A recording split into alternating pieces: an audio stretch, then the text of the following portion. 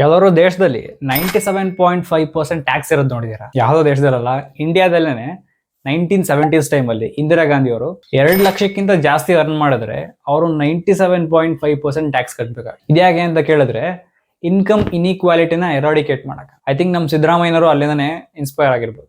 ಈಕ್ವಾಲಿಟಿನ maintain ಮಾಡ್ಬೇಕು ಅಂದ್ರೆ ಬಡವ್ರನ್ನ ಹೆಂಗ್ ಮೇಲ್ ತರೋದು ಅಂತ ಯೋಚನೆ ಮಾಡ್ಬೇಕು ಹೊರತು ಸಾವುಕಾರಿಂದ ತೆಗೆದು ಬಡವರು ಕೊಡೋದು ಯಾವ ಲೆಕ್ಕ? ಈ ತರ ಮಾಡಿದಾಗ ಸಾವುಕಾರರು ನಾನ್ ಯಾಕೆ ಇಷ್ಟು ಕಷ್ಟಪಟ್ಟು ದುಡಿಬೇಕು ಅಂತ ಅನ್ಕೊಂತಾನೆ, ಅದೇ ಬಡವರು ನಾನ್ ಯಾಕೆ ಕಷ್ಟಪಟ್ಟು ದುಡಿಬೇಕು ಅಂತ ಅನ್ಕೊಂತಾರೆ. ಇನ್ಕಮ್ ಟ್ಯಾಕ್ಸ್ ಕಟ್ಟೋರು ನಮ್ ಗೌರ್ಮೆಂಟ್ ಇಂದ ಒಳ್ಳೆ ಸರ್ವಿಸ್ ಸಿಗ್ಲಿ ಅಂತ ಕಟ್ತಾರೆ. ಆದ್ರೆ ಈ ಗೌರ್ಮೆಂಟ್ ಈ ಬಜೆಟ್ ಎಲ್ಲ ತಗೊಂಡೋಗಿ ಈ ಫ್ರೀ ಗ್ಯಾರಂಟಿಗಳು ಕೊಡುತ್ತೆ. ನಮ್ ಸೆಂಟ್ರಲ್ ಗೌರ್ಮೆಂಟ್ ಏನ್ ಬೇರೆದೇನ್ ಮಾಡ್ತಾ ಇಲ್ಲ. ಆಕ್ಚುಲಿ ನಾವಿಲ್ಲಿ ಗೌರ್ಮೆಂಟ್ ಬ್ಲೇಮ್ ಮಾಡೋದು ತುಂಬಾ ತಪ್ಪು. ಯಾಕಂದ್ರೆ ಗವರ್ಮೆಂಟ್ ಮೆಜಾರಿಟಿ ಆಫ್ ದ ಪೀಪಲ್ಗೆ ಏನ್ ಬೇಕೋ ಅದೇ ಮಾಡ್ತಾರೆ. ಆದ್ರೆ ನಮ್ ಬ್ಯಾಡ್ ಲಕ್ ಏನು ಅಂದ್ರೆ ಇಂಡಿಯಾದಲ್ಲಿ ಬರೀ 3% ಆಫ್ ದ ಪಾಪ್ಯುಲೇಷನ್ ಅಷ್ಟೇ ಟ್ಯಾಕ್ಸ್ ಕಟ್ಟುತ್ತೆ. ಇಂಡಿಯಾದಲ್ಲಿ 50% ಆಫ್ ದ ಪಾಪ್ಯುಲೇಷನ್ ಅಗ್ರಿಕಲ್ಚರ್ ಮೇಲೆ ಡಿಪೆಂಡ್ ಆಗುತ್ತೆ. ಆದ್ರೆ ಅಗ್ರಿಕಲ್ಚರಲ್ ಇನ್ಕಮ್ ಮೇಲೆ ಯಾವುದೇ ರೀತಿಯಾದ ಟ್ಯಾಕ್ಸ್ ಇಲ್ಲ. ಇದ್ರ ಬಗ್ಗೆ ಮಾತಾಡಿದ್ರೆ ಕೋಪ ಬರ್ಬೋದು.